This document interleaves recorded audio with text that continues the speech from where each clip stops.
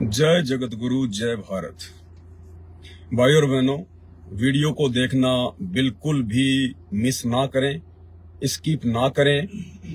अगर आप एक सच्चे सनातनी हैं और आप श्री प्रेमानंद जी से बेहद प्रेम करते हैं, इनके अंदर आपकी असीम श्रद्धा है, तो आप ये वीडियो जरूर देखिए और वीडियो को ज्यादा से ज्यादा शेयर भी करें।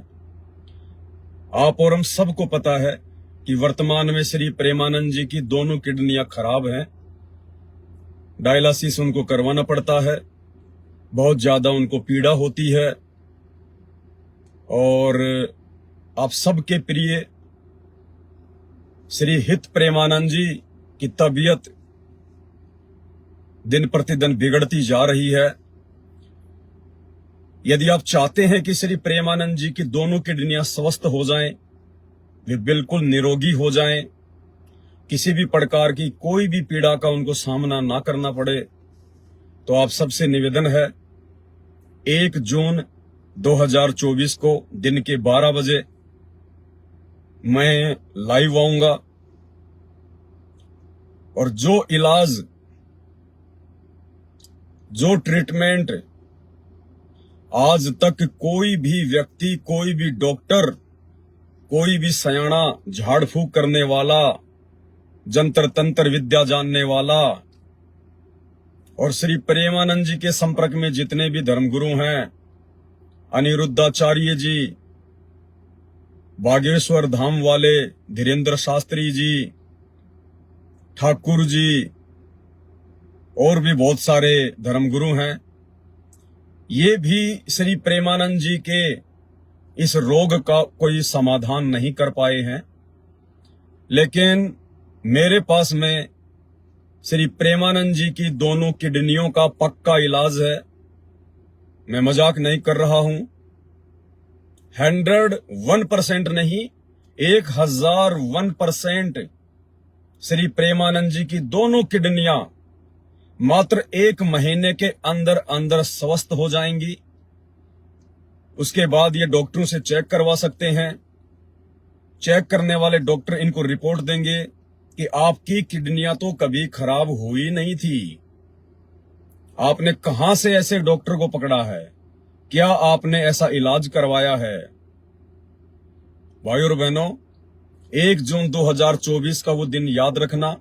यदि आप श्री प्रेमानंद जी से प्रेम करते हैं, यदि आप सनातन धर्म को बचाना चाहते हैं, सनातन धर्म के साधु संतों को बचाना चाहते हैं, अन्यथा आए दिन साधु संतों की अकाल मौतें हो रही हैं।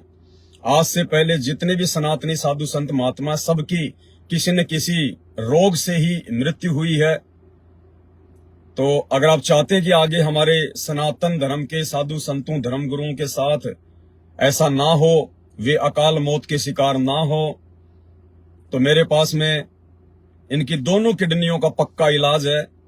1 महीने के अंदर अंदर ये 16 साल के जवान बच्चे की तरह खेलते खुलते नजर आएंगे, अगर ये मान जाएं तो। क्योंकि श्री प्रेमानंद जी बड़े हठी हैं, ये मानते नहीं हैं, ये किसी की सुनते नहीं हैं, जिस कारण से ये दुखी हैं, ये बीमार हैं, ये परेशान है। इनका एक छोटा सा वीडियो मैं आपको दिखा रहा हूं।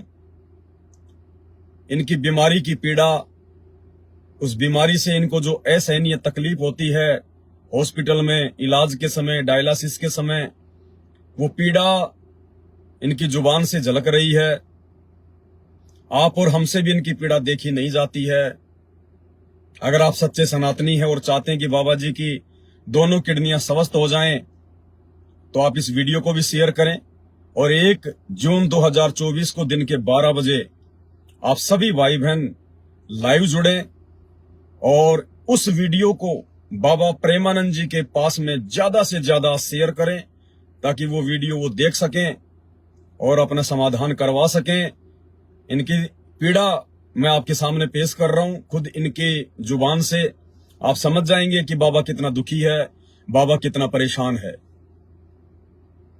हम कहते हैं, माइक से कहते हैं, विश्व में कोई ऐसा जादूगर पैदा हुआ हो, तांत्रिक ऐसा पैदा हुआ हो, कोई ऐसा पैदा हुआ हो, आए हमारी किडनी ठीक कर दे, आए और करे छू ये जंतु का अंग वास्ते डायलिसिस तुम्हारी किडनी सही है, दिखाओ। हाँ।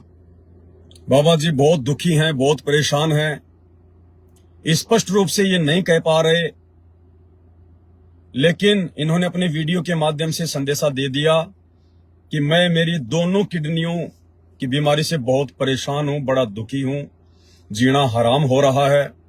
और यदि दुनिया में ऐसा कोई बाबा है, ऐसा कोई जंत्र मंत्र करने वाला है जो मेरी दोनों किडनियां ठीक कर दें, तो आए मेरे सामने। तो मैंने ये वीडियो देखा, मुझसे रहा नहीं गया बाबा की पीड़ा को देखकर।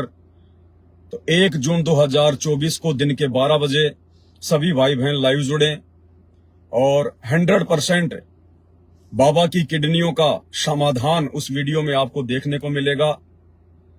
साथ ही साथ हम सभी भाई बहन मिलकर बाबा के लिए दुआ करेंगे, प्रार्थना करेंगे, लेकिन हमारी ये प्रार्थना वैसी नहीं होगी जैसे आम समाज में लोग करते हैं, जैसे हमारे ईसाई धर्म को मानने वाले भाई एक दूसरे के लिए प्रार्थना करते हैं। हमने इस प्रकार की कोई भी प्रार्थना बाबा जी के लिए नहीं करनी है। जिस प्रकार लोग कहते हैं कि मेरी उम्र बाबा जी को लग जाए, मेरी किडनियां बाबा जी को लग जाएं, हे भगवान बाबा जी को स्वस्थ कर दीजिए, इस प्रकार की हमने दुआ प्रार्थना नहीं करनी है। अन्यथा बाबा जी का स्वस्थ होना तो बहुत दूर है, उल्टे आप और ज्यादा बीमार पड़ जाओगे, क्योंकि ये आध्यात्मिक रहस्य हैं, ये हर किसी के समझ से बाहर का विषय है। तो सभी भाई बहन जुड़िए, हम किस प्रकार से दुआ करेंगे, किस प्रकार से हम प्रार्थना करेंगे, 1 जून 2024 को दिन के 12 बजे उसी वीडियो में आपको बताया जाएगा। और यदि बाबा जी मान गए, क्योंकि फिलहाल बाबा जी को ना अपने इष्ट पर कोई विश्वास है और इनकी किडनियां भी ठीक नहीं हो रही। जब कोई इनसे सवाल जवाब करता है कि बाबा जी हम आपको दोनों किडनियां डोनेट कर देंगे, लाखों लोग हैं इनके फॉलोवर जो इनको किडनियां देने के लिए तैयार हैं, लेकिन बाबा जी के सामने सबसे बड़ी समस्या जो अड़ी हुई है वो इनके आत्मसम्मान की है। क्योंकि बाबा जी भक्ति करते हैं श्री राधा जी की। अगर ये लोगों से किडनियां ले लेते हैं तो ये सौते जाहिर हो जाएगा कि श्री राधा जी ने नहीं बल्कि बाबा के भक्तों ने बाबा की जान बचाई है।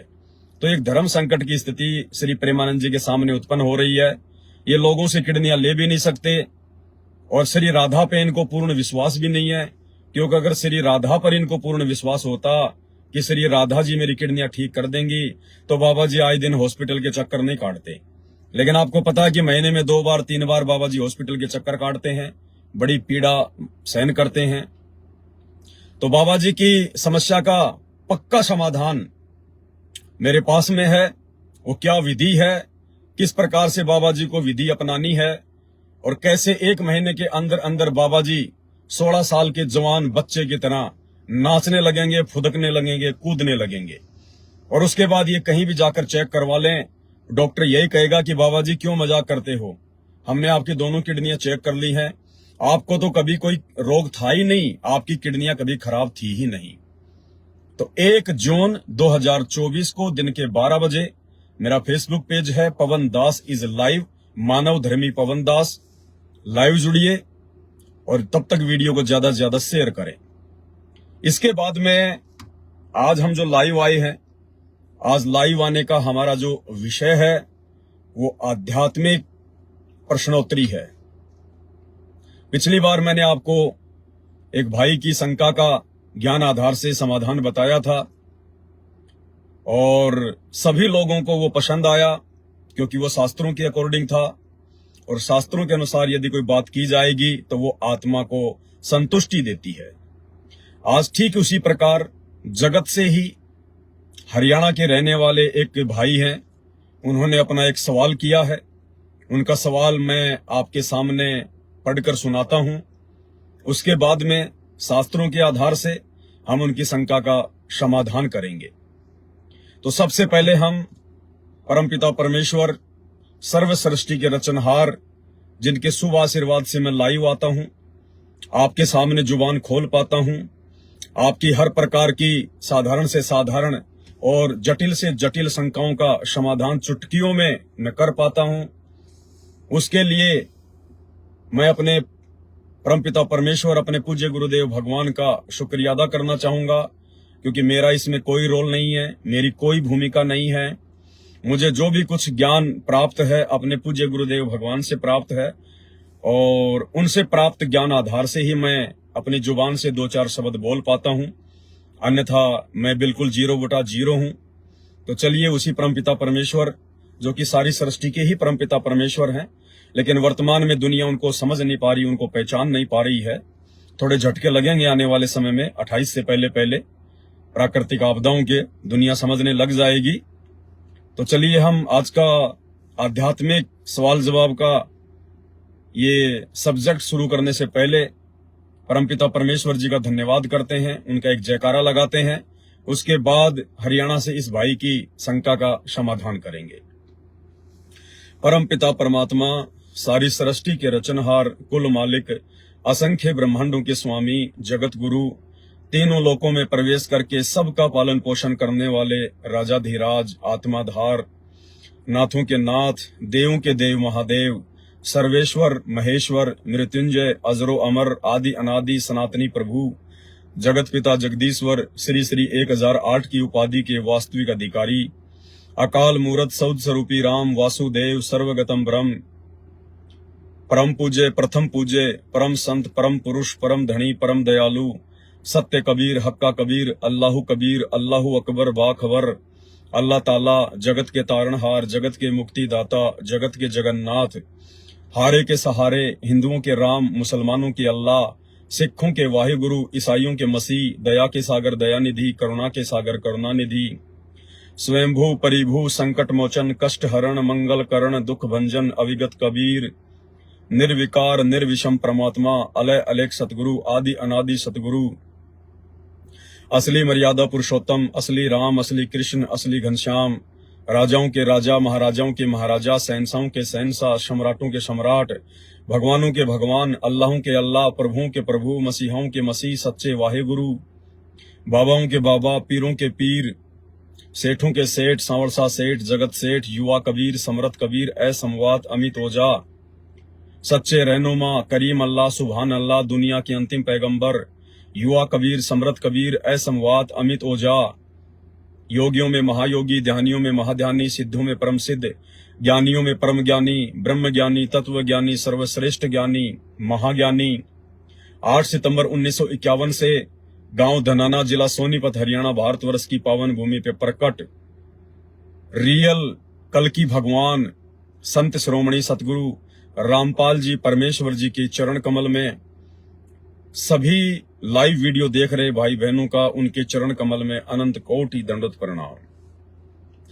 परमपिता परमेश्वर जी हम सभी को इसी प्रकार से सद्बुद्धि दें, ज्ञान आधार से हम लोग इस भक्ति मार्ग में आगे बढ़ते रहें अपने आत्म कल्याण के लिए, यही हमारी एकमात्र उनसे कामना है। और आज का जो सवाल है वो मैं शुरू करता हूं। पवन दास जी, राधे राधे। सत साहिब जी, मैं राजेश शर्मा, जिला करनाल, हरियाणा से हूं। वर्षों से श्री अनिरुद्धाचार्य महाराज को फॉलो करता हूं, उनकी हर आध्यात्मिक प्रश्नोत्तरी देखता हूं, लेकिन उनके द्वारा दिए जाने वाले तर्क और जवाब से कभी भी संतुष्टि नहीं होती है, क्योंकि उनके जवाब शास्त्रों पर आधारित न होकर उनके अपने मनमाने होते हैं। पिछले कुछ दिनों से बाबा रामपाल जी के YouTube पर सत्संग सुन रहा हूं और आपके वीडियो भी देखता हूं, सुनकर बहुत अच्छा लगता है। आपसे रामायण को लेकर मेरा एक सवाल है। यही सवाल एक बहन ने श्री अनिरुद्धाचार्य जी से भी किया था, परंतु उनका जवाब संतुष्टिपूर्ण नहीं था। उम्मीद करूंगा आप जी इस सवाल का सही जवाब दे पाएं। राजेश जी, आप जी को राम राम, नमस्कार, सत साहेब। देखिए, हर प्रकार के जवाब, जिन सवालों के जवाब कोई भी धर्मगुरु, शंकराचार्य, आचार्य, मंडलेश्वर, संत, महंत नहीं दे पाएंगे, नहीं दे पाते हैं, क्योंकि उनको तत्व ज्ञान नहीं है, उनको शास्त्रों की यथार्थ जानकारी नहीं है, उनका ज्ञान उवाबाई पर आधारित होता है, लोक वेद पर आधारित होता है, जिस कारण से अपनी अपनी स्वयं की इज्जत को रखते हुए उवाई करना, ऊट पटांग जवाब देना उनकी मजबूरी हो जाती है। लेकिन आपने जो सवाल किया है इसका जवाब काफी वर्षों पहले परमपिता परमेश्वर सदगुरु रामपाल जी भगवान अपने सत्संगों में अपने भक्तों को दे चुके हैं, उनको बता चुके हैं। आज उनके द्वारा किए गए सत्संग आधार से आपके सवाल का मैं जवाब देना चाहूंगा। और इन्होंने मुझे एक वीडियो भी भेजा है साथ में, जो इनका सवाल है वो सवाल आप जी एक बार सुन लीजिए इनके वीडियो के माध्यम से। इन्होंने मुझे जो वीडियो भेजा है, एक बहन का ये सवाल था जिसने अनिरुद्धाचार्य जी से सवाल किया था। आप ये सवाल इनका सुन लीजिएगा एक बार। तुम्हारे भगवान अगर है तो जब राम और रावण के बीच जो युद्ध हुआ था उसमें काफी सारे वानर मारे गए थे, लेकिन जो संजीवनी बूटी थी वो सिर्फ लक्ष्मण के लिए क्यों मंगवाई? क्या उनकी जान नहीं थी? तो उसका उस टाइम पे मैं कोई जवाब नहीं दे पाई उचित। भाई, भगवान की सेना के जितने बंदर मारे जाते थे, शाम को भगवान की कृपा दृष्टि सब पर पड़ती थी और वो सब जीवित हो जाते थे, सब जीवित हो जाते थे। कोई मरा नहीं था, मरा जो था भगवान कृपा दृष्टि डालते, सब मरे हुए को जीवित कर देते थे। तो इस बहन ने सवाल किया है श्री अनिरुद्धाचार्य जी से कि जब राम रावण युद्ध हो रहा था और उस राम रावण युद्ध के समय जितने भी बंदर मरते थे, जितने भी योद्धा मरते थे, उनको तो श्री रामचंद्र जी शाम को जीवित कर दिया करते थे अपनी शक्ति से, अपनी पावर से। परंतु जब लक्ष्मण जी को शक्ति लगी, उनको बाण लगा, तो लक्ष्मण जी को श्री रामचंद्र जी जीवित क्यों नहीं कर पाए? बिल्कुल बहुत अच्छा सवाल है बहन का। लेकिन श्री अनिरुद्धाचार्य जी उवाबाई बक गए और इन्होंने टाल मटोल कर दिया, क्योंकि इनके पास में वास्तविक यथार्थ ज्ञान शास्त्रों का नहीं है। लाखों की भीड़ को रोक के रखना अपने धार्मिक धंधे के लिए, अपनी पेट पूजा के लिए, दान पात्रों को भरने के लिए, इस प्रकार के उवाबाई युक्त जवाब देना इन लोगों की मजबूरी है। लेकिन कब तक? आत्मा तो संतुष्ट नहीं हो पाएगी ना। आज नहीं तो कल लोग बगावत करेंगे और लोग आपसे हर प्रकार के सवालों के जवाब चाहेंगे। आप नहीं दोगे तो स्वतः आप जी नीचे गिर जाओगे।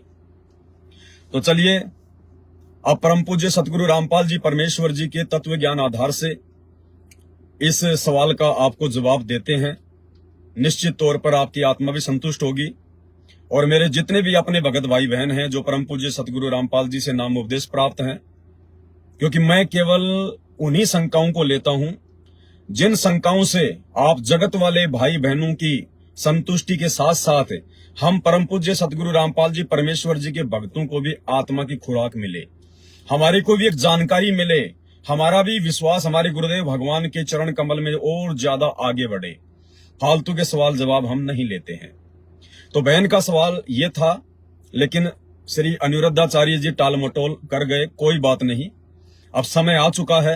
परमात्मा सतगुरु रामपाल जी ने अपने बच्चों को यथार्थ भक्ति के रंग में रंग दिया है। अब आने वाले समय में श्री अनिरुद्धाचार्य जैसे पाखंडी और अज्ञानी साधु संतों की इसी प्रकार से पोल खुलेगी। कब तक ये लोग समाज को मूर्ख बनाएंगे? कब तक धर्म को धंधा बनाकर अपना पेट भरते रहेंगे? भाई और बहनों, इसके पीछे एक बहुत बड़ी कहानी है। क्योंकि आपको पता है मेरे वीडियो लंबे होते हैं, क्योंकि अगर आपको संतुष्टिपूर्ण जवाब चाहिए तो आपको भी धैर्य रखना होता है। ये कोई ऐसा वैसा विषय नहीं है।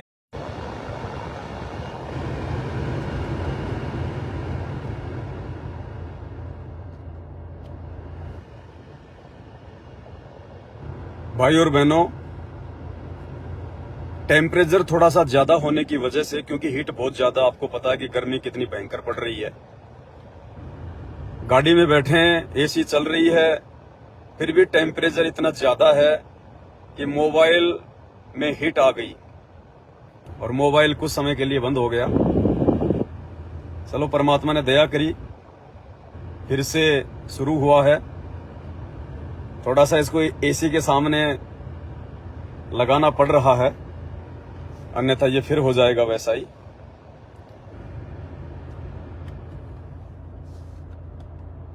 चलिए थोड़ा सेट करते हैं हम। लाइव तो आना ही है, लाइव तो चलना ही है हमारे को। थोड़ा सा धैर्य बना के रखें, थोड़ा हीट हो रहा है मोबाइल।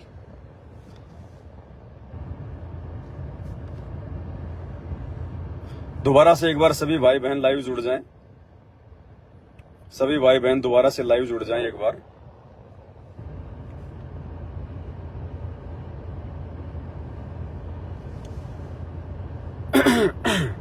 वीडियो को एक बार शेयर कर दें हर जगह दोबारा से, क्योंकि काफी कुछ भगत भाई बहन डिस्कनेक्ट हो चुके हैं।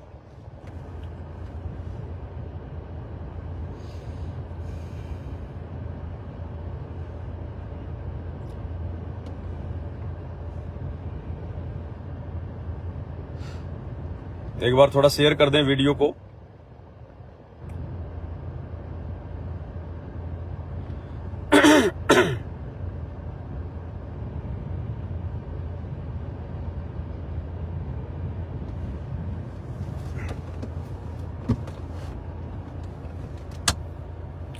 इसको पकड़ना एक बार।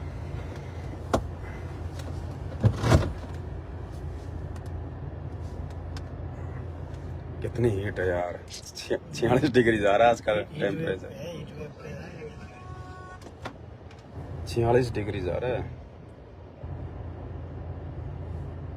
क्या करें, आदमी झुलस रहा है, ये तो बेचारा मोबाइल है।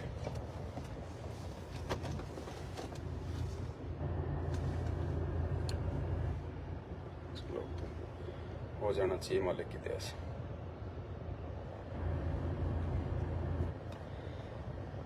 तो भाई और बहनों, जो सवाल उस बहन ने श्री अनिरुद्धाचार्य जी से किया था, जिसका जवाब वो भाई साहब नहीं दे पाए सही से, क्योंकि उनको शास्त्रों की यथोचित जानकारी नहीं है। अब हम उसके जवाब पर आते हैं।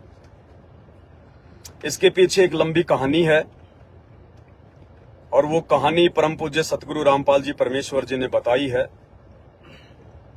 और परमेश्वर जी ने अपने सत्संगों में बताया कि जब श्री रामचंद्र जी को 14 वर्ष का वनवास मिला हुआ था, साथ में उनकी भारिया सीता जी थी, उनका भाई लक्ष्मण था, और वो वनवास के समय जंगल में घूम रहे थे, जगह जगह वो जाया करते थे। उधर से जो शबरी माता थी, उनको रामचंद्र जी से मिलन की बड़ी प्यास थी।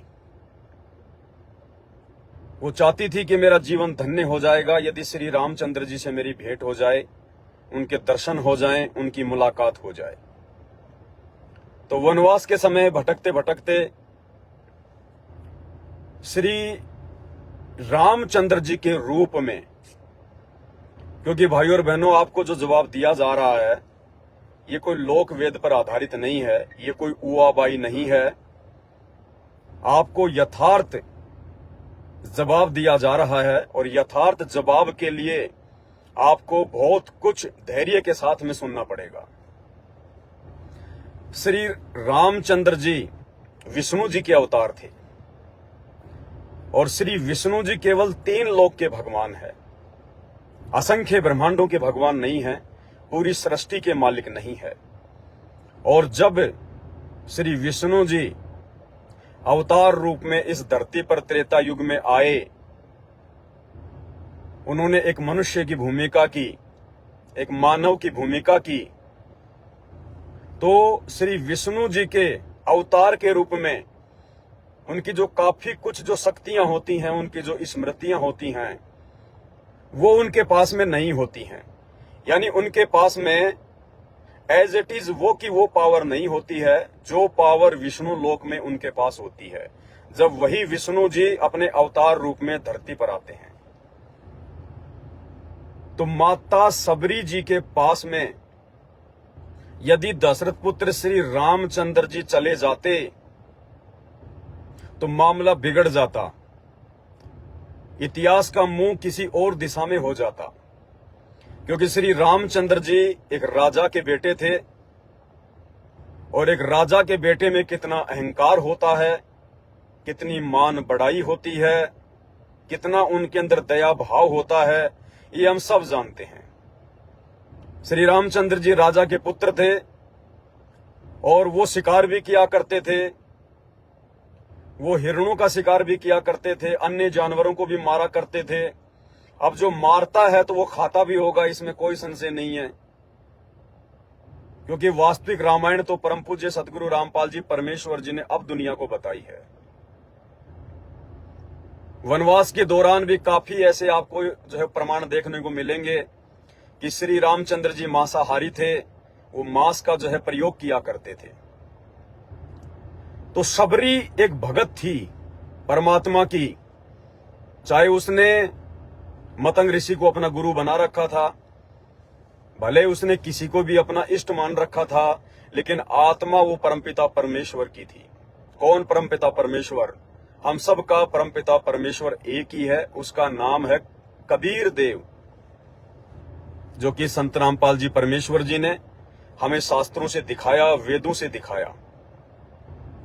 और उस भगत का सामना श्री रामचंद्र जी नहीं कर सकते थे, माता सबरी का सामना श्री रामचंद्र जी नहीं कर सकते थे। माता सबरी जी के जो भाव थे, जो श्रद्धा थी, उस श्रद्धा की, उस भाव की जो कदर थी, वो दशरथ पुत्र श्री रामचंद्र जी नहीं कर सकते थे।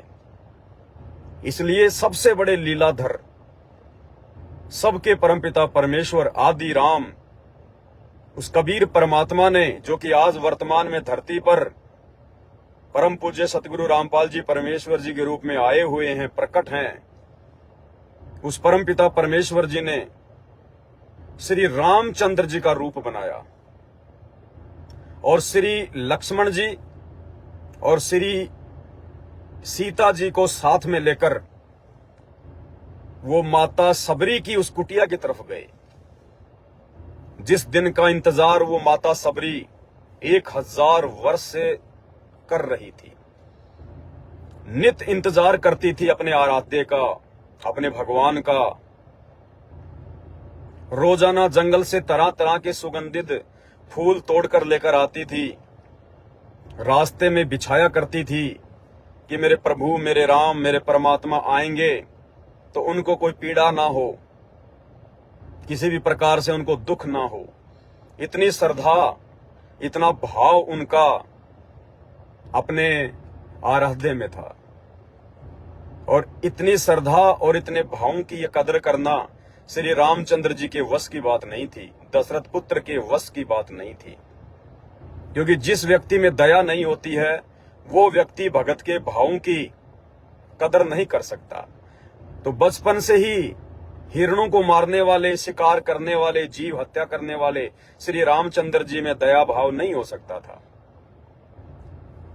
उतना नहीं हो सकता था जितना कि सबरी के सामने जाते समय उनके अंदर होना चाहिए था। तो अपने भगत के लिए सारे खेल वो परमपिता परमात्मा, अल्लाहू अकबर, भगवानों का भगवान, वो कबीर देव खेलता है।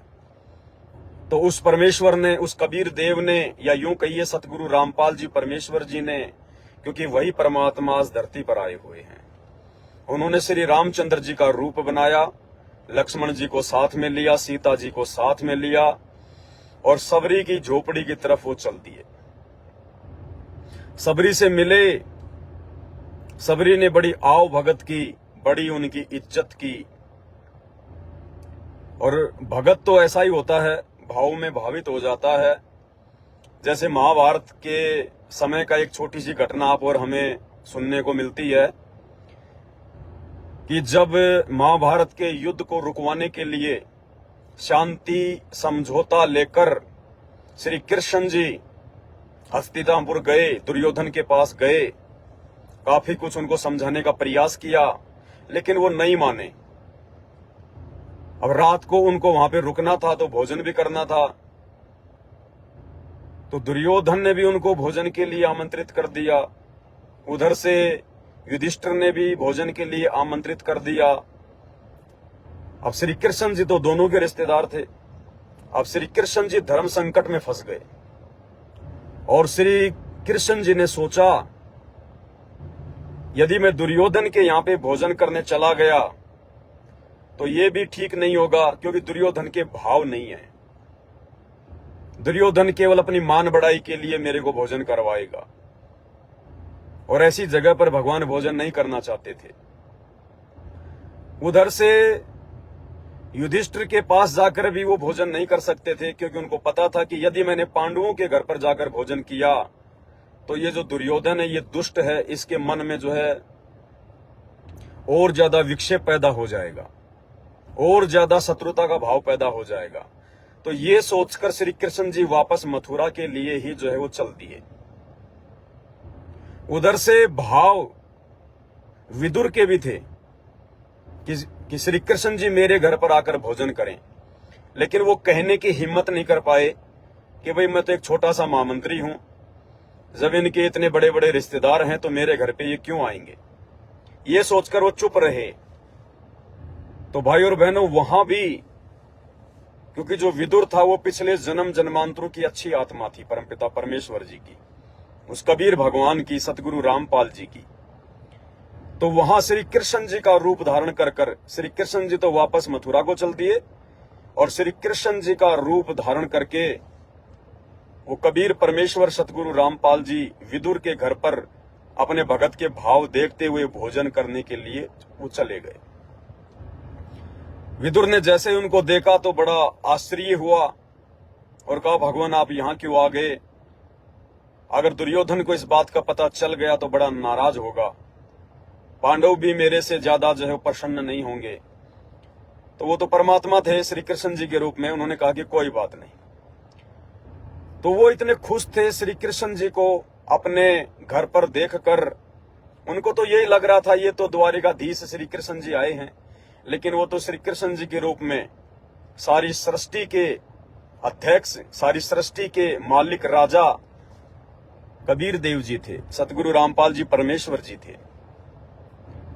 अब वो इतने भावुक हो गए, क्या खिलाएं क्या ना खिलाएं, कहां बैठाएं।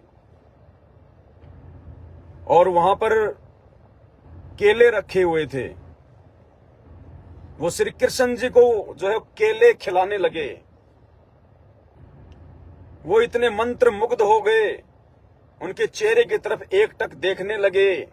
उनको विश्वास नहीं हो रहा था कि श्री कृष्ण जैसा राजा, जो कि भारतवर्ष का सबसे शक्तिशाली राजा है, जिसकी सेना सबसे बड़ी सेना नारायणी सेना, जो कि श्री विष्णु जी के अवतार हैं, और हमारे घर पर तो वो केला छील रहा था श्री कृष्ण जी के लिए। उसका ध्यान उस केले में नहीं था, श्री कृष्ण जी की तरफ था। और उस भाव में केला छीलते छीलते जो केला था वो तो वो नीचे डालते जा रहे थे, और जो केले के जो छिलके थे वो श्री कृष्ण जी को देते जा रहे थे। और श्री कृष्ण रूप में वो कबीर भगवान सतगुरु रामपाल जी बड़े प्यार से, बड़े बड़े प्रेम से वो छिलके खा रहे थे। परमात्मा कहते हैं, व्यंजन छतीसों ये नहीं चावे, और जो मिल जावे रुचि रुचि पावे, भाव ले देख प्राणी का। कहते हैं, साधु भूखा भाव का, धन का भूखा नहीं, और जो कोई धन का भूखा वो साधु भी नहीं। तो परमेश्वर ने वो सारे छिलके खा लिए, और बाद में जब उनकी वो चेतना जागृत हुई तो उन्होंने देखा तो रोने लगे, आंखों से आंसू बहाने लगे कि ये परमात्मा, हम तो बड़े नीच हैं, हमें तो इतना भी नहीं पता चला, और आपने सारे छिलके खा लिए, हमें माफ करो भगवान। तो परमात्मा तो भाव का भूखा है। उन्होंने कहा, भाई कोई बात नहीं, जो हुआ सो बहुत अच्छा हुआ।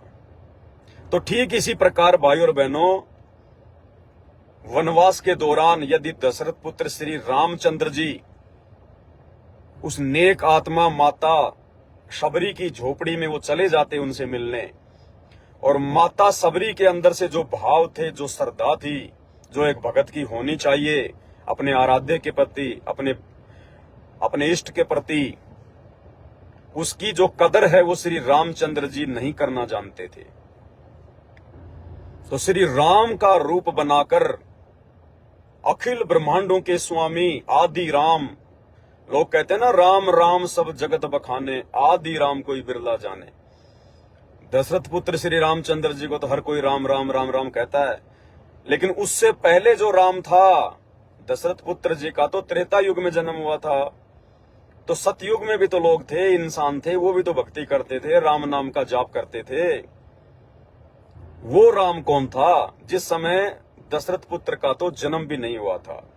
तो कहते हैं राम राम सब जगत बखाने, आदि राम कोई बिरला जाने। तो वो आदि राम, वो कबीर दे, वो कबीर भगवान, वो सतलोक का राजा जो वर्तमान में धरती पर संत रामपाल जी के रूप में प्रकट है, विद्यमान है, वो परमात्मा श्री राम का रूप बनाकर सीता और लक्ष्मण के साथ में अपनी भगत सबरी की झोपड़ी पर गए। सबरी ने बड़ी आओ भगत की और भगवान को भोजन करवाने के लिए, अब जंगल में कहां से वो 56 भोग लाए बेचारी, तो उसने क्या किया, उनके आने से पहले ही उसने बेर तोड़कर रखे हुए थे, बेर झाड़ियों से, और बेर उसने भगवान की सेवा में समर्पित कर दिए। और उसने सोचा कि कहीं मेरे भगवान के मुख में कोई कच्चा बेर ना चला जाए, कोई कड़वा बेर ना चला जाए, मेरे परमात्मा, मेरे भगवान का मुख जो है वो कड़वा ना हो जाए। इस चिंता में माता सबरी ने प्रेम से विभोर होकर, उसने ये नहीं देखा कि सामने ये राजा का बेटा है, उसने केवल सामने अपने भगवान को देखा और वो अपने मुंह से बेरों को वो चख चख के श्री रामचंद्र जी को देने लगी। भाई और बहनों, श्री रामचंद्र जी झूठे बेर नहीं खा सकते थे। ये वास्तविक जो इतिहास है रामायण का, अध्यात्म का, ये आपको केवल वो परमपिता परमेश्वर स्वयं ही आकर बता सकता है, और उन्होंने स्वयं ही आज बताया है संत रामपाल जी के रूप में धरती पर आकर प्रकट होकर। और आने वाले समय में इस वास्तविक इतिहास को, इस वास्तविक रामायण को पूरी दुनिया ने स्वीकार जो है वो करना पड़ेगा। हम लाखों ने कर लिया, हम करोड़ों ने कर लिया जो आज उनके फॉलोवर हैं, तो कल को अरबों ने भी जो है करना पड़ेगा, और कोई ऑप्शन नहीं होगा। अब श्री रामचंद्र जी के रूप में वो परमपिता परमेश्वर कबीर साहिब सतगुरु रामपाल जी माता सबरी के द्वारे जूठे किए गए उन बेरों को बड़े प्यार से खा रहे हैं, आनंद ले रहे हैं। और माता सबरी का जो चेहरा था, उसका जो वर्णन किया गया है, वो कुछ ऐसा था, वो काला कलूटा चेहरा था, मुख में उनके दांत भी नहीं थे पूरे। कहने का मतलब है यदि उनकी शक्ल कोई देख ले तो शायद उसको खाना भी अच्छा ना लगे, ऐसी शक्ल माता सबरी की थी। और उस माता सबरी के द्वारा जो बेर जो जूठे किए जा रहे थे, जो चखे जा रहे थे, उन बेरों को वो परमात्मा, वो सर्व सृष्टि का रचनहार, सभी आत्माओं का पिता, उन जूठे बेरों को बड़े प्यार से खा रहे थे। जैसे एक माँ या फिर एक पिता जो उसका छोटा बच्चा होता है, साल भर का, 6 महीने का, और उस बच्चे के द्वारा जूठी की गई कोई भी वस्तु को बिना किसी घृणा के साथ में माँ भी खा लेती है, उसका पिता भी खा लेता है। तो इसी प्रकार हम जितने भी जीव हैं इस सृष्टि में, जितने भी ये प्राणी हैं, देवी देवता, ब्रह्मा विष्णु महेश, 33 करोड़ देव, दानव मानव, यक्ष गंधर्व किन्नर, ये सब उस परमपिता परमेश्वर सतगुरु रामपाल जी भगवान की आत्माएं हैं, उनके बच्चे हैं। और ये परमात्मा अपने बच्चों से नफरत नहीं करता है, द्वेष नहीं करता, ये घृणा नहीं करता है। तो श्री रामचंद्र जी बड़े प्रेम के साथ में वो बेर खा रहे हैं, और उधर से कुछ बेर माता सबरी श्री रामचंद्र जी के पीछे जो उनके भाई खड़े थे लक्ष्मण, उनको भी दे रहे थे।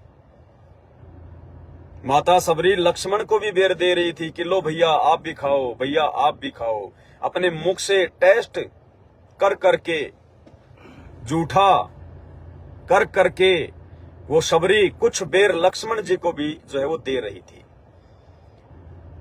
परंतु लक्ष्मण जी को अच्छा नहीं लग रहा था, उनको बड़ी जो है वो घृणा आ रही थी। अंदर ही अंदर उन्होंने माता सबरी के प्रति गलत विचार जो है वो पैदा कर लिए कि मैं राजा का लड़का और मैं इस काली काली कलूटी, मैं इस भिलनी के जूठे बेर खाऊंगा?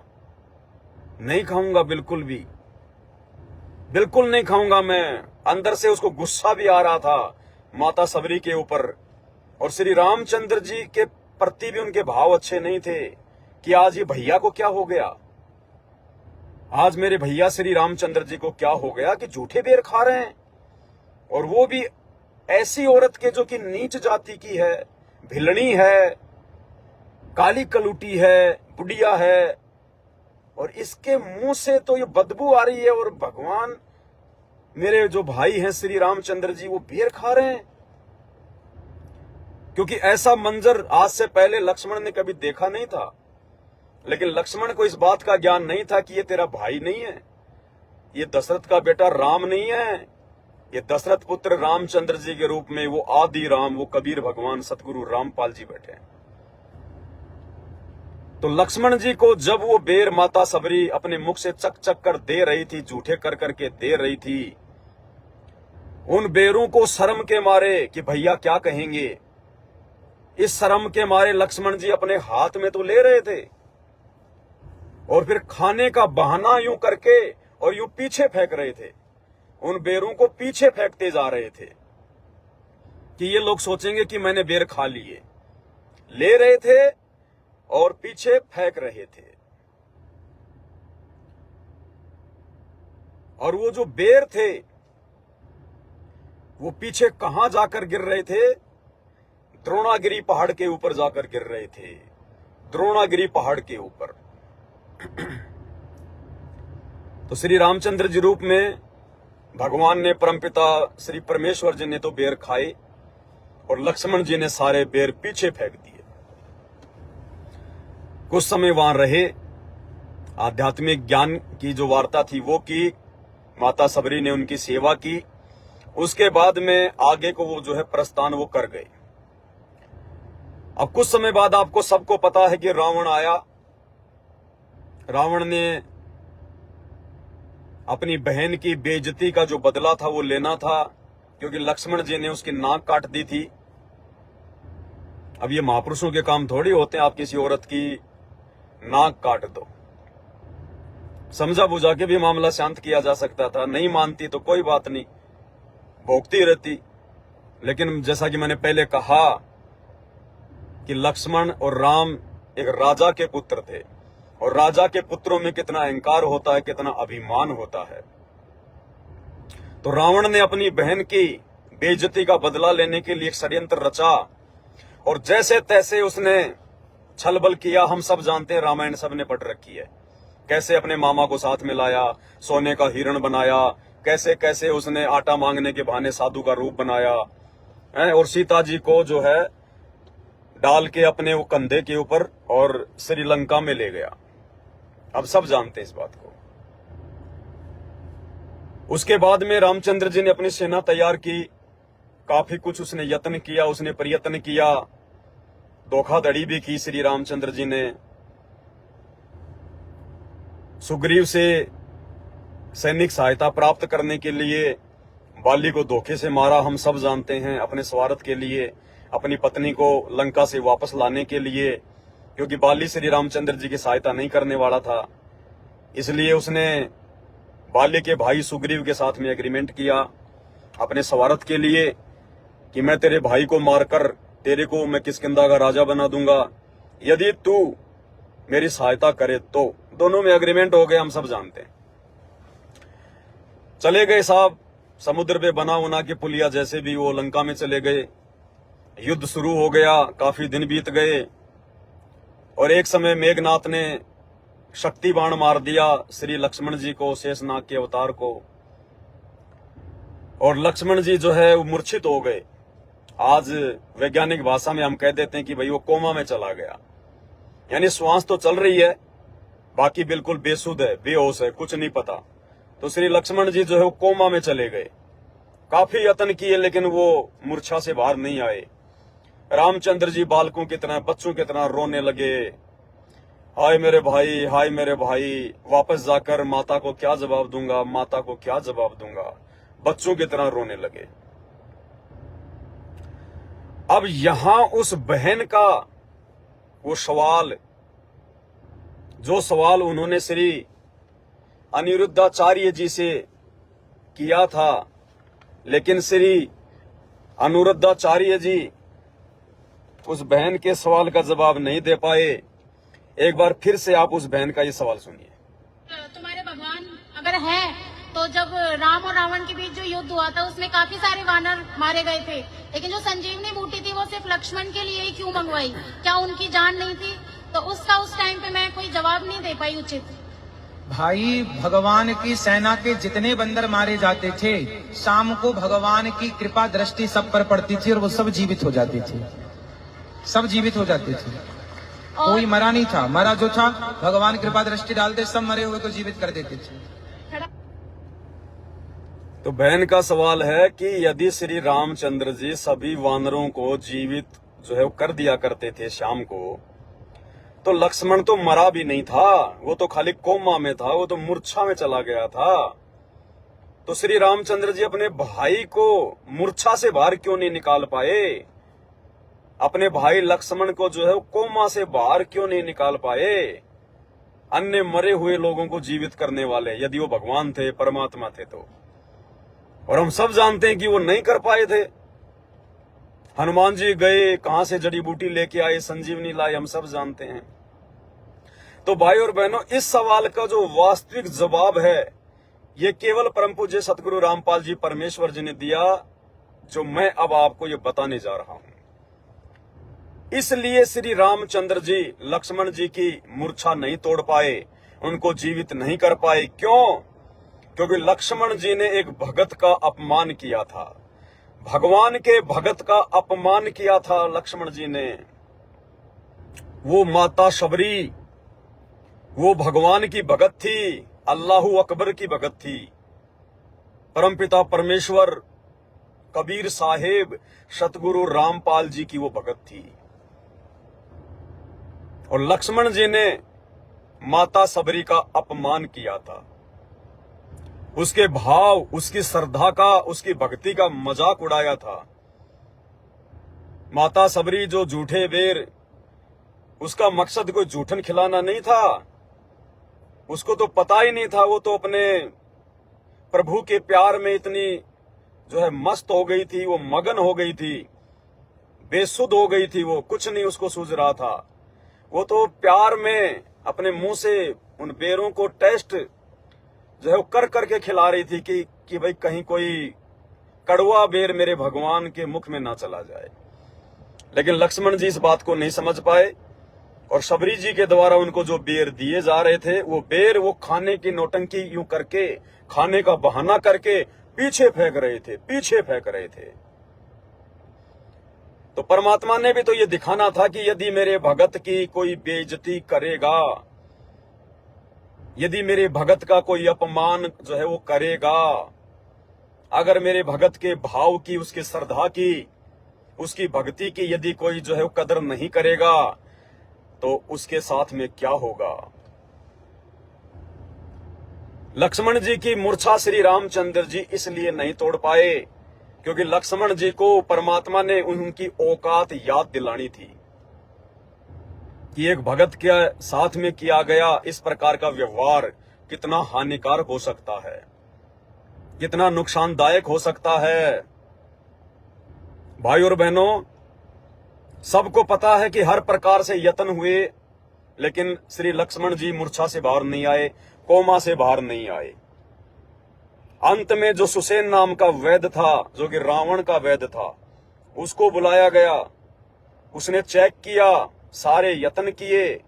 अंत में उस सुसेन वैद्य ने कहा कि भैया लक्ष्मण की मूर्छा केवल एक शर्त पर वापस आ सकती है, वरना नहीं आएगी। लक्ष्मण की मूर्छा तोड़ने का दुनिया में और कोई भी समाधान नहीं है, कोई भी जड़ी बूटी नहीं है, कोई भी दवा नहीं है। राम क्या, चाहे साक्षात ब्रह्मा विष्णु महेश भी नीचे उतर के आ जाएं तो भी इसको जीवित नहीं कर पाएंगे। तो लोगों ने कहा कि भाई क्या है? बोला सूर्य उदय होने से पहले पहले द्रोणागिरी जो पर्वत है उत्तराखंड में हिमालय की तरफ, वहां से यदि कोई संजीवनी जड़ी बूटी लेकर आ जाए और वो संजीवनी जो जड़ी बूटी है उसको कूट कर, उसको पीस कर और उसका जो जूस है वो लक्ष्मण के मुंह में डाला जाए तो ही लक्ष्मण कोमा से बाहर आ सकता है, मूर्छा से बाहर आ सकता है। अब भाई और बहनों, वो संजीवनी जड़ी बूटी क्या थी? वो संजीवनी जड़ी बूटी वो बेर थे जो लक्ष्मण खाने का बहाना करके पीछे फेंक रहा था और वो द्रोणागिरी पहाड़ पे जाके वो गिर रहे थे। और वो संजीवनी बूटी के रूप में वो जड़ी बूटी बनकर वो बेर वो पैदा हुए। उस समय तो लक्ष्मण जी ने उस भगत के भाव की कदर नहीं करी, सम्मान नहीं किया, नाक चढ़ा रहा था कि मैं राजा का बेटा और झूठे बेर खाऊंगा इस भिलनी के, इससे तो मरना अच्छा मेरे लिए। उसने भगवान के भगत का अपमान किया।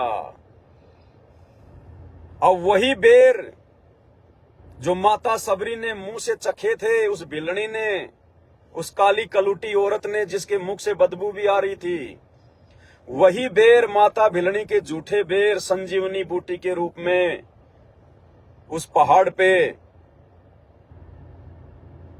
जड़ी बूटी के रूप में वो खड़े हो गए। और सबको पता है कि हनुमान जी को भेजा गया। हनुमान जी उस पहाड़ को लेकर आ गए क्योंकि उनको नहीं पता था कि संजीवनी बूटी होती कैसी है, क्योंकि केवल वो जो बेर थे, जितने बेर लक्ष्मण जी ने फेंके थे, केवल उसी बेर से वो जड़ी बूटी उत्पन्न हुई थी और कोई संजीवनी जड़ी बूटी नहीं थी। तो श्री हनुमान जी को भी नहीं पता था कि भाई होती कैसे है, मैं कैसे उसकी मैं पहचान करूंगा।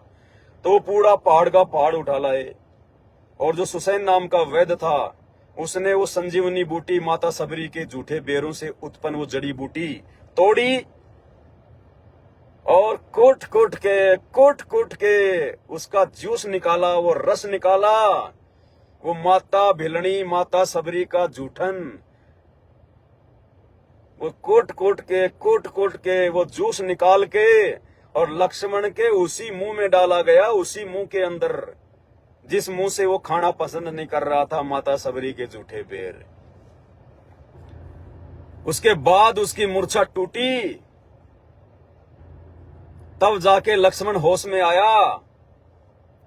तो ये कारण था भाइयों और बहनों, वास्तविक रीजन कि श्री रामचंद्र जी अपने भाई की मूर्छा क्यों नहीं तोड़ पाए, अपने भाई को कोमा से बाहर क्यों नहीं निकाल पाए। ये वास्तविक कारण था क्योंकि उनके भाई लक्ष्मण को उनकी औकात भगवान ने याद दिलानी थी। लक्ष्मण ने जो एक भगत का भगवान की आत्मा का जो अपमान किया था, उसको काली कलूटी समझकर, उसको भिलनी समझकर, उसको नीच जाति वाली समझकर और अपने आप को बहुत बड़ा राजा का बेटा समझकर अहंकार में आकर उसने जो गलती की थी, उसको उसकी उस गलती की सजा देने के लिए ये सारा खेल उस परमपिता परमेश्वर सदगुरु रामपाल जी भगवान ने रचा था। अंत में उस लक्ष्मण को अपनी जान बचाने के लिए उसी माता भिलनी की झूठे बेरों से पैदा हुई संजीवनी बूटी का जूस रस अपने अंदर अपने मुख में डालना पड़ा। भाई और बहनों, ये तो जवाब था इनका राजेश शर्मा जी का, जो कि शास्त्रों के आधार पर है, वास्तविक ये जवाब है। और ये जो कहानी जो अभी आपने सुनी है, इस कहानी का जो सार है, जो निष्कर्ष है, वो अब हम सतगुरु रामपाल जी परमेश्वर जी के भक्तों ने समझना है, क्योंकि हम खाली मनोरंजन के लिए लाइव नहीं आते हैं। हमने वास्तविक जानकारी भी देश और दुनिया को देनी है, जैसा कि हमारे पूज्य गुरुदेव भगवान ने हमें बताया, समझाया। उस आधार से हमने उनके ज्ञान को आगे जो है वो प्रचारित करना है। और साथ में हमने एक शिक्षा भी लेनी है कि हम जितने भी सतगुरु रामपाल जी परमेश्वर जी के भगत हैं, उनके फॉलोवर हैं, हमें क्या शिक्षा देती है ये कहानी। ये कहानी हमें शिक्षा देती है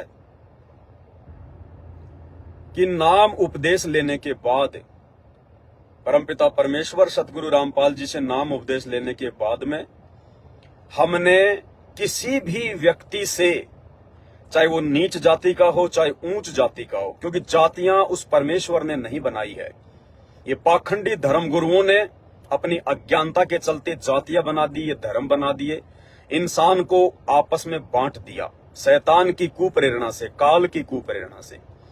अब हमारे को सतगुरुदेव जी ने वास्तविक ज्ञान दे दिया, इसलिए विशेषकर सतगुरु रामपाल जी से उपदेश प्राप्त उनके भक्तों ने, उनके फॉलोवर ने कभी भी किसी भगत के साथ में या किसी अन्य जगत वाले के साथ में, वो चाहे दिखने में काला हो, चाहे वो कलूटा हो, जवान हो चाहे बूढ़ा हो, नीची जाति में हो चाहे ऊंची जाति में हो, कोढ़ी हो चाहे वो स्वस्थ हो, रोगी हो चाहे कैसा भी हो, हमने किसी के साथ में भी द्वेष नहीं करना। हमने किसी को भी जो है वो घृणा की दृष्टि से नहीं देखना है। अगर उसका अच्छा कर सको अपनी मर्यादाओं में रहकर तो कीजिए, अन्यथा हाथ जोड़कर आगे निकल लीजिएगा। उसके विषय में भला बुरा कहना, उसके साथ में द्वेष करना, घृणा करना, ये हम भक्तों के लिए जहर के बराबर होगा, जहर के बराबर। परमात्मा की वाणी है कि जो पतिव्रता होती है आत्मा, पतिव्रता आत्मा यानी परमात्मा की नेक आत्मा, उनका नेक भगत, उनका सुयोग्य भगत, जो केवल अपने गुरुदेव के अलावा किसी और को नहीं मानता, नहीं जानता, आध्यात्मिक क्षेत्र में केवल अपने गुरुदेव के ऊपर जो समर्पित है। जैसे संसार में एक जो स्त्री होती है, यदि कोई स्त्री केवल अपने पति से ही संबंधित होती है, गैर पुरुष की तरफ यदि वो आंख उठाकर भी नहीं देखती है, पति वाले भाव से, वैसे चाहे लाख देखो कोई दिक्कत नहीं है, सामने उसका भाई होगा उससे बात करेगी तो देखेगी, उसका बाप होगा उसको भी देखेगी, लेकिन वो पति वाले भाव से यदि वो किसी और को नहीं देखती है तो उसको कहते हैं पतिव्रता स्त्री। और ऐसी पतिव्रता स्त्री का उसका पति भी बड़ा ख्याल रखता है, बड़ा ध्यान रखता है, उसकी हर डिमांड को वो पूरा करता है। तो इसी प्रकार जब कोई पतिव्रता आत्मा होती है, जब कोई पतिव्रता भगत होता है, उसके साथ में उसका भगवान, उसका गुरु, उसका इष्ट पल पल साथ में रहता है। तो ऐसी आत्माओं से कभी भी हमने पंगा नहीं लेना चाहिए। ऐसी आत्माओं के विषय में कभी भी हमने निंदा, चुगली, अनाप शनाप बातें, राग द्वेष, ईर्ष्या नहीं करनी चाहिए, अन्यथा उसका भगवान नाराज होगा, और भगवान नाराज हो गया तो उसका मुकाबला फिर दुनिया में कोई नहीं कर पाएगा। इसलिए परमपिता परमेश्वर जी की वाणी है, जिस वाणी को हम भक्तों ने ध्यान रखना चाहिए। परमात्मा किसी राजा के बेटे पे प्रसन्न नहीं होता, परमात्मा किसी बहुत बड़े सेठ साहूकार के ऊपर ही प्रसन्न नहीं होता। हाँ, यदि वो राजा का बेटा, वो सेठ साहूकार का बेटा या बेटी या स्वयं यदि वो सही भक्ति कर रहा है, मर्यादा में है, तो परमात्मा उसको भी उतना ही प्यार देगा जितना कि एक निर्धन और एक गरीब भगत को देगा। तो परमेश्वर की अपनी वाणी है। परमात्मा कहते हैं कि पतिव्रता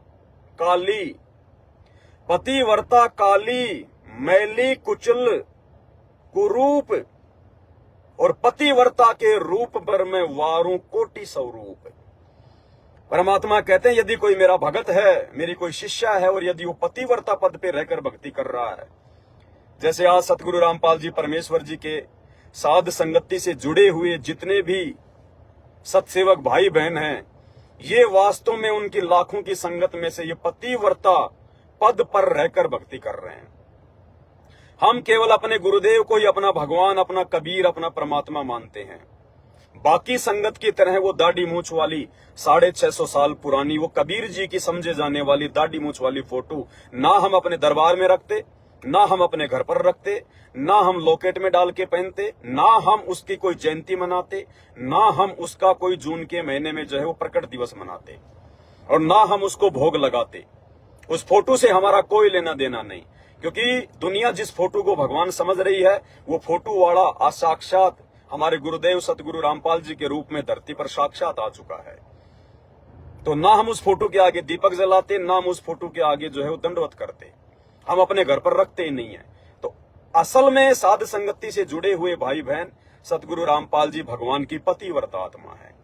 और ऐसी पतिव्रता आत्माओं के लिए परमात्मा कहते हैं कि पतिव्रता काली मैली कुचल कुरूप, और पतिव्रता के रूप पर मैं वारूं कोटि स्वरूप। कि ऐसी भगत, ऐसी आत्मा, चाहे वो काली हो, चाहे मैली हो, चाहे वो कुरूप हो, चाहे वो बुढ़ी हो, चाहे बुंडी हो, चाहे वो कोडी हो, चाहे रोगी हो, चाहे वो नीच जाति में हो, चाहे कुछ भी हो, परमात्मा कहते हैं ऐसी आत्मा के ऊपर तो मैं करोड़ों सुंदर सुंदर रूप वार दूं।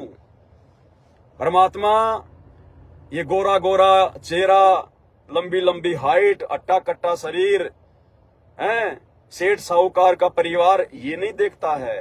परमात्मा अपनी भक्ति देखता है, परमात्मा अपना भगत देखता है कि इसके पास में भक्ति धन कितना है।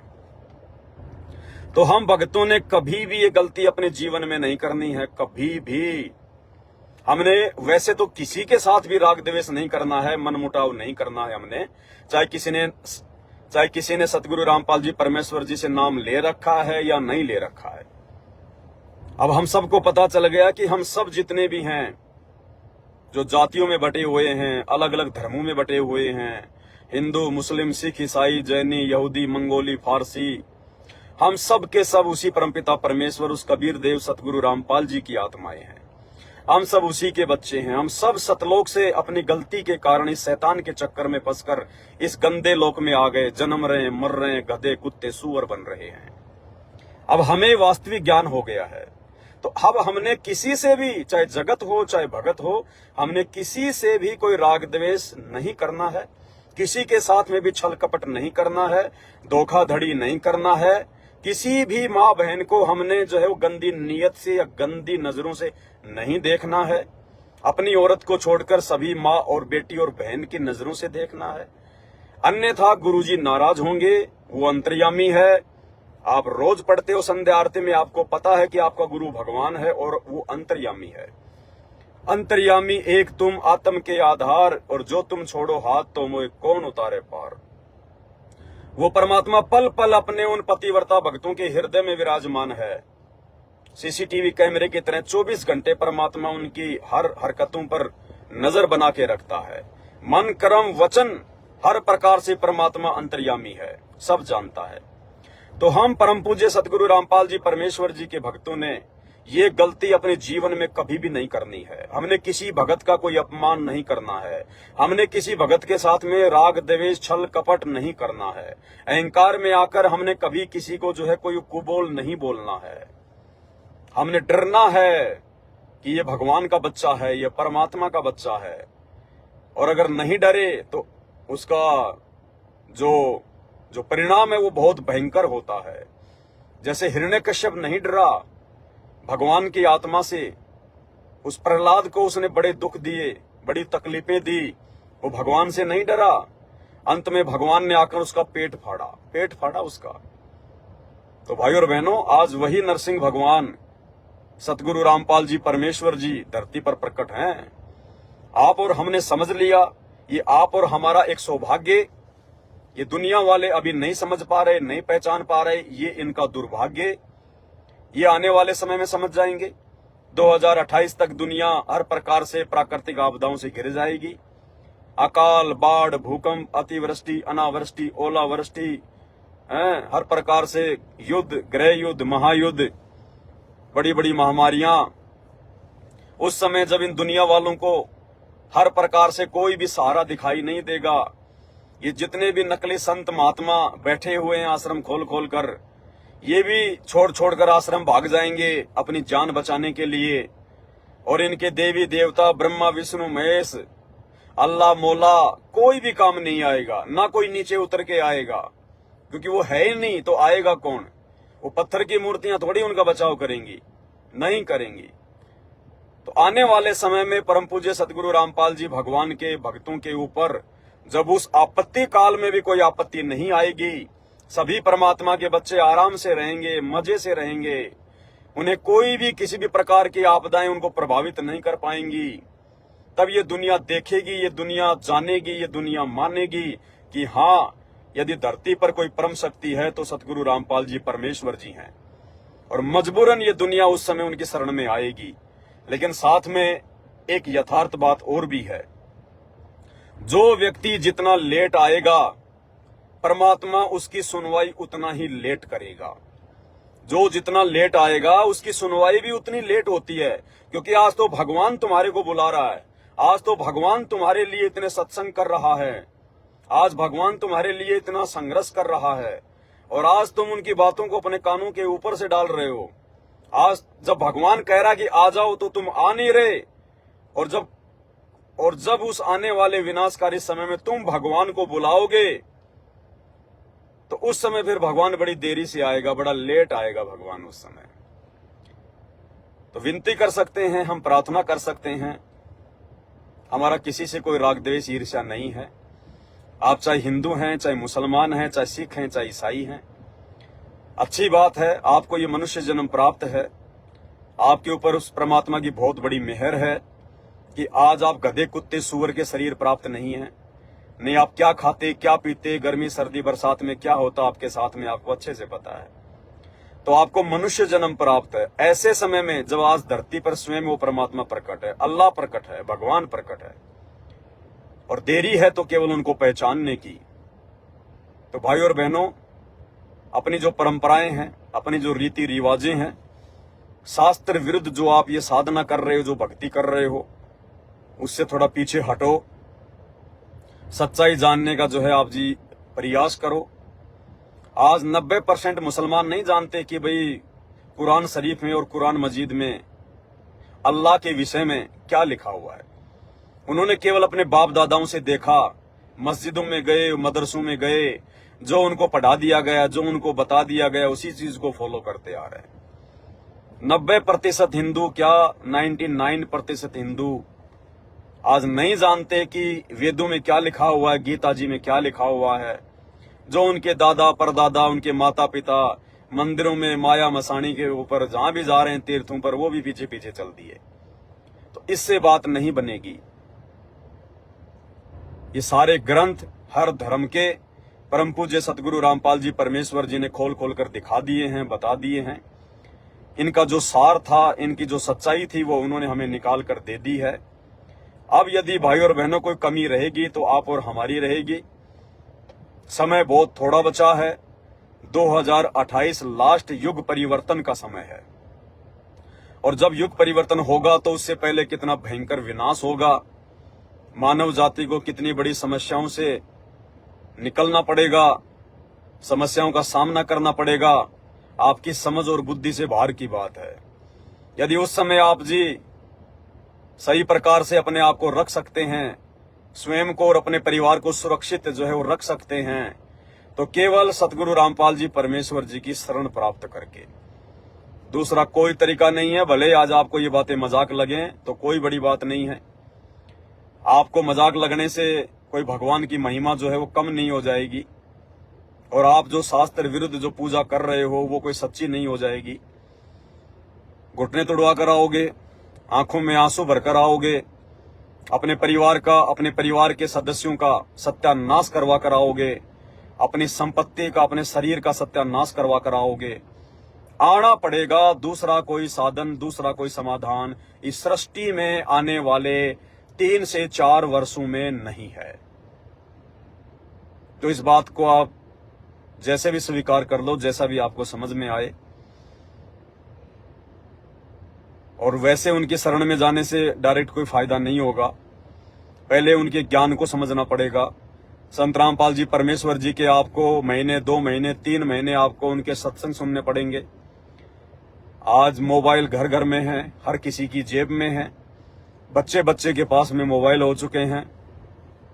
यूट्यूब फेसबुक हर कोई चलाता है, तो यूट्यूब पर जाकर सर्च करें संत रामपाल जी भगवान के सत्संग, और सत्संग सुनने से पहले आप उनके द्वारा बताई गई सृष्टि रचना को जरूर सुने, क्योंकि जो सृष्टि रचना है वो मास्टर ऑफ द की है सभी धर्म के, सभी धर्मशास्त्रों की। अगर आपको ये कुरान समझनी है, कुरान मजीद समझनी है, तौरेत, जबूर, इंजिल, हदीसें समझनी है, तो आपने संत रामपाल जी के द्वारा बताई गई सृष्टि रचना को पहले सुनना पड़ेगा। यूट्यूब पर जाकर सर्च करें सृष्टि रचना संत रामपाल जी भगवान। 1 या 2 पार्ट में आपको 2-3 घंटे की वीडियो हैं, आप सुनिए, देखिए, आपको वो ज्ञान प्राप्त होगा आपके धर्मशास्त्रों के विषय में जो आज तक किसी भी मुल्ला मौलवी ने, किसी भी आपके धर्मगुरु ने आपको नहीं बताया होगा। आप यूट्यूब पर जाकर जो डिबेट हैं संत रामपाल जी की मुस्लिम धर्मगुरुओं के साथ में, आप वो भी सुन सकते हैं। बहुत जल्दी आपकी समझ में आएगा। उसके लिए आप यूट्यूब पर जाकर सर्च करें, डिबेट संत Rampal G versus doctor Zakir Naik. तो आपको बहुत सारी जो डिबेट हैं डॉक्टर जाकिर नाइक के साथ में, वो आपको सुनने को मिलेंगी, देखने को मिलेंगी। अगर आप हिंदू धर्म से बिलोंग करते हैं तो यूट्यूब पर जाकर सर्च करें, संत रामपाल जी वर्सेज शंकराचार्य, संत रामपाल जी वर्सेज एस्कॉन, संत रामपाल जी वर्सेज दामाखेड़ा, अभिलाष दास, जितने भी संत महात्मा हैं जिनके आज नाम है देश दुनिया में, आप उनके साथ में संत रामपाल जी का नाम लिखकर यूट्यूब पर जाकर सर्च करें। आपको उनकी डिबेट के जो वीडियो हैं वो मिल जाएंगे। धर्मशास्त्रों के साथ में डिबेट है, कोई उआबाई नहीं है, मनमुखी ज्ञान नहीं है। जैसे ये अनिरुद्धाचार्य, देवकीनंदन ठाकुर, श्री प्रेमानंद जी और भी जितने आचार्य शंकराचार्य हैं, आए दिन ये भारतीयों के ऊपर थोपते रहते हैं। अब श्रद्धालु बेचारा भोड़ा होता है, उसको तो गुरुजी जो मर्जी बता दें वो तो स्वीकार करके आ जाता है। जैसे बच्चा स्कूल में जाता है, टीचर उसको जो मर्जी बता दे। अब टीचर बच्चे को कहेगी भैया 2 दूनी 6, तो बच्चा उसमें ऑब्जेक्शन नहीं करता, क्योंकि बच्चे को ज्ञान नहीं है। जैसा टीचर बताएगा बच्चा उसको स्वीकार कर लेगा।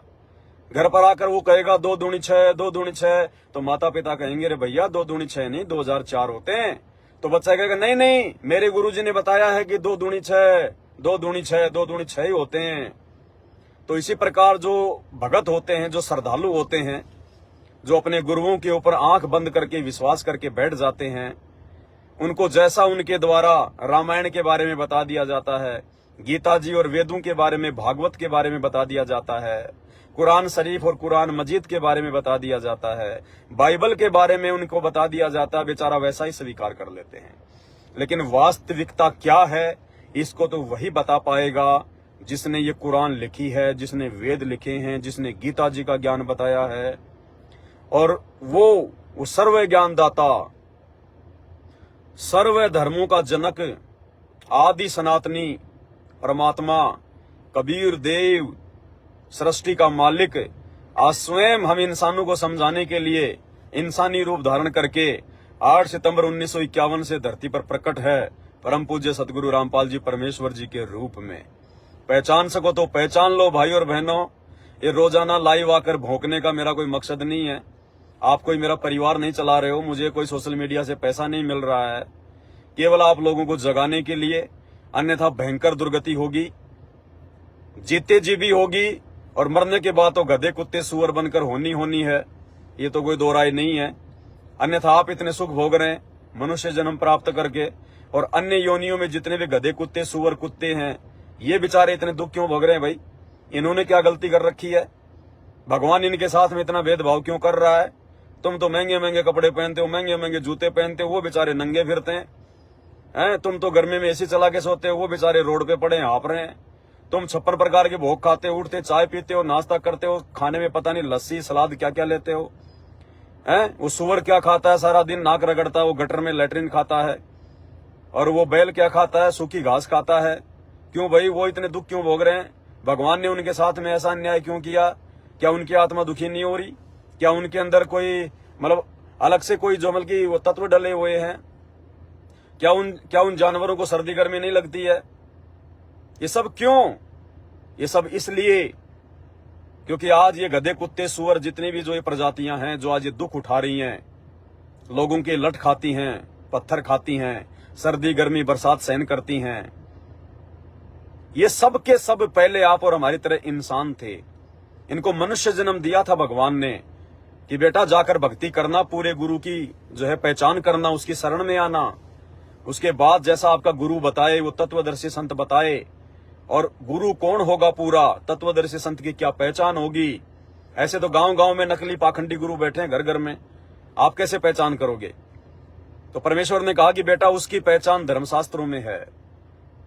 मुसलमान धर्म की ये जो एक कुरान शरीफ है, इसमें सूरत फुरकान 25 आयत नंबर 52 से 58 में बाखबर कौन है जो अल्लाह की जानकारी देगा, वो बाखबर कौन होता है, कैसा होता है, लिखा हुआ है। गीता जी अध्याय नंबर 4 श्लोक नंबर 34 में वो तत्वदर्शी संत कौन होता है, कैसा होता है, लिखा हुआ है, उसकी पहचान क्या है। तो आज वो बाखबर मुसलमानों का, आज वो तत्वदर्शी संत हिंदुओं का, आज वो वाहि गुरु सिखों का, आज वो मसीहा ईसाइयों का, परम पूज्य सतगुरु रामपाल जी भगवान के रूप में धरती पर प्रकट है। अरे सुनो तो सही सत्संग, जब तक सुनोगे नहीं, किसी के विचार नहीं सुनोगे तो पता कैसे चलेगा, जिंदगी में पता नहीं चलेगा। ये अलग से ये बुद्धि, ये दिमाग परमेश्वर ने आप और हमें दिया है। ये सत्संग सुनकर, सत्संगों पर विचार करने की क्षमता, बुद्धि केवल इंसानों को है, जानवरों को नहीं है। एक कुत्ते को नहीं पता कि राम क्या है, श्री कृष्ण क्या है, रामायण क्या है, हजरत मोहम्मद कौन था, अल्लाह कौन है, ईसा मसीह कौन था। कितना समझा दो उस कुत्ते को, तुम बाइबल खोल के बैठा दो 24 घंटे, वो नहीं समझ पाएगा। तो ये विशेष बुद्धि समझने की, समझाने की, विचार करने की उस अल्लाह ने, उस परमात्मा ने, उस खुदा ने, उस भगवान ने इंसान को क्यों बख्शी? क्योंकि इंसान योनि में हम अपना मोक्ष करवा सकते हैं, भगवान को पहचान सकते हैं, भक्ति कर सकते हैं, हम अच्छे बुरे की पहचान कर सकते हैं। तो भाई जब तक आप किसी के विचार ही नहीं सुनोगे, तब तक आप जी कैसे निर्णय करोगे कि आप जो भक्ति कर रहे हो वो सही है या सामने वाला जो बता रहा है वो सही है? तो भैया निष्पक्ष होकर देखो, परमात्मा कहते हैं कि पक्षा पक्षी के कारण है। पक्षा पक्षी यानी पक्ष और विपक्ष, कि नहीं हमारा धर्म सबसे सर्वश्रेष्ठ है, हमारे मोहम्मद, हमारे अवतार, हमारे पैगंबर सबसे सर्वश्रेष्ठ हैं, हमारी भक्ति, हमारी जो इबादत है वो सबसे अच्छी है। अगर इसी को लेके बैठ जाओगे तो मेरे भाई जिंदगी में कुछ भी हासिल नहीं कर पाओगे, कुछ भी। अगर पहली क्लास का बच्चा अगर ये जिद करके बैठ जाए कि नहीं नहीं मेरे टीचर ने जो मुझे पढ़ा दिया ना, क कबूतर, ख खरगोश, ए फॉर एप्पल, बस यही सबसे उत्तम ज्ञान है, इसके आगे कुछ नहीं है, और तो उस नादान को कौन समझाए कि तेरे से ऊपर तो बहुत सारी जो है क्लासें हैं, आगे बीए है, पीएचडी, एमए, पता नहीं क्या क्या है। लेकिन कौन समझाए उस नादान बालिक को जो इसी जिद को लेके बैठ जाए। तो चाहे किसी भी धर्म का कोई भी, चाहे बड़े से बड़ा कोई शंकराचार्य हो, चाहे धर्माचार्य हो, अगर वो जिद करके बैठा हुआ कि मुझे जो ज्ञान प्राप्त है वो सर्वश्रेष्ठ ज्ञान है। मुसलमान कहते हैं कि हमें हजरत मोहम्मद ने जो ज्ञान दे दिया, जो कुरान शरीफ में लिखा हुआ है वो सर्वश्रेष्ठ है। हिंदू कहते हैं कि जो वेदों में, जो गीता जी में जो लिखा हुआ है और हमारे जो गुरुजियों ने दे दिया वो सर्वश्रेष्ठ है। ईसाई अपनी बाइबल को पकड़ कर बैठे हैं, सिख भाई अपने गुरु ग्रंथ साहिब को पकड़ के बैठे हैं। अब वो तो बच्चे की तरह हैं, वो पहली क्लास के बच्चे की तरह ए फॉर एप्पल खेल रहे हैं, बी फॉर बॉल खेल रहे हैं। उनको क्या पता कि तुम्हारा सबका बाप, तुम सबका पिता, तुम सबका परमात्मा, इन शास्त्रों का जनक, इन शास्त्रों को समझने की सद्बुद्धि देने वाला अल्लाहू अकबर, वो खुदा, वो राम, वो परमात्मा, वो आदि राम, वो धरती पर आकर वास्तविक ज्ञान दे रहा है तुम्हारे शास्त्रों को खोल खोल कर, कि गीता जी क्या कह रही है, वेद क्या कह रहे हैं, कुरान क्या कह रही है, बाइबल क्या कह रही है, और तुम क्या कर रहे हो। कम से कम अपनी थ्योरी और अपने प्रैक्टिकल को तो देख लो, तुम क्या कर रहे हो और तुम्हारे शास्त्र जो है वो क्या कह रहे हैं। अब मोबाइल का मैन्युअल तो क्या कह रहा है और तुम जो है कौन सा वो बटन दबा रहे हो। तो भैया कभी भी वो सही से अपना जो है काम वो नहीं करेगा। तो भाई और बहनों, इस मान अभिमान को छोड़ो, ये जो जाति और धर्म का जो अभिमान है इसको छोड़ो, इसको त्यागो और अपने परमपिता परमेश्वर जी की पहचान करो, उनके सत्संग सुनो। तुम्हारी पुस्तकों में क्या लिखा हुआ है थोड़ा विचार करो, चिंतन मनन करो। ये मनुष्य जीवन जो है ये पक्ष और विपक्ष करने के लिए नहीं मिला है।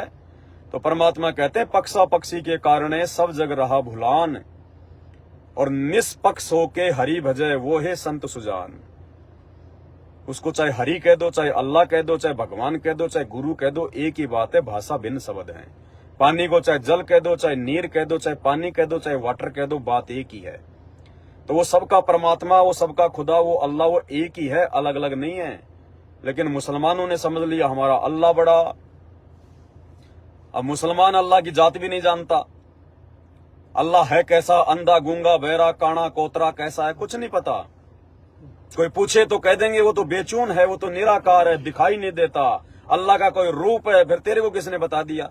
अरे जिसको किसी ने देखा ही नहीं तो तेरे को कैसे पता चल गया भाई साहब? फिर तो तू ही अल्लाह हो गया। हिंदुओं से पूछ लो कि भगवान कैसा, अरे भगवान तो निराकार है। अरे जो निराकार है, जो दिखाई नहीं देता, फिर तेरे को बता किसने दिया उसको देख के? सबकी बुद्धि भ्रष्ट है, सबकी बुद्धि भ्रष्ट है। ईसाइयों के पास चले जाओ, नहीं नहीं हमारा मसीहा तो बादल फाड़ के आएगा। अरे बादल फाड़ के तो ये बारिश आ रही है, लोगों के गांव डुबो रही है उत्तराखंड में। बादल फाड़ के बारिश आती है, भगवान नहीं आता। क्यों मूर्ख बन रहे हो? तो भाई और बहनों, समझो, इस अंधविश्वास से, पाखंड से बाहर निकलो। आपको रियलिटी बता रहे हैं, वरना खून के आंसू रोगे, खून के आंसू। आने वाले 3 से 4 वर्षों में 2028 से पहले अगर आपकी आंखें नहीं खुली, आप अपने बच्चों को खो दोगे। आपके बच्चे अपने माता पिता को खो देंगे। आपकी जोड़ी जुड़ाई संपत्ति धन, जिसके लिए आप गधे बैल बनकर दिन रात काम धंधे में लगे रहे, आपकी संपत्ति आपके हाथों से निकल जाएगी। ऐसी ऐसी बीमारियां आएंगी, आप रोगे, अपनी जमीनें बेच दोगे, अपने मकान बेच दोगे, तो भी आपके रोग का जो है समाधान नहीं होगा। और आज मुफ्त में आपको समाधान बता रहे हैं, मुफ्त में समाधान। परमात्मा धरती पर प्रकट है सतगुरु रामपाल जी के रूप में। चुटकियों में भक्ति तो करके देखो उनकी एक बार। उनके ज्ञान को तो सुनो थोड़े दिन यूट्यूब पर, उनके सत्संग तो सुनो।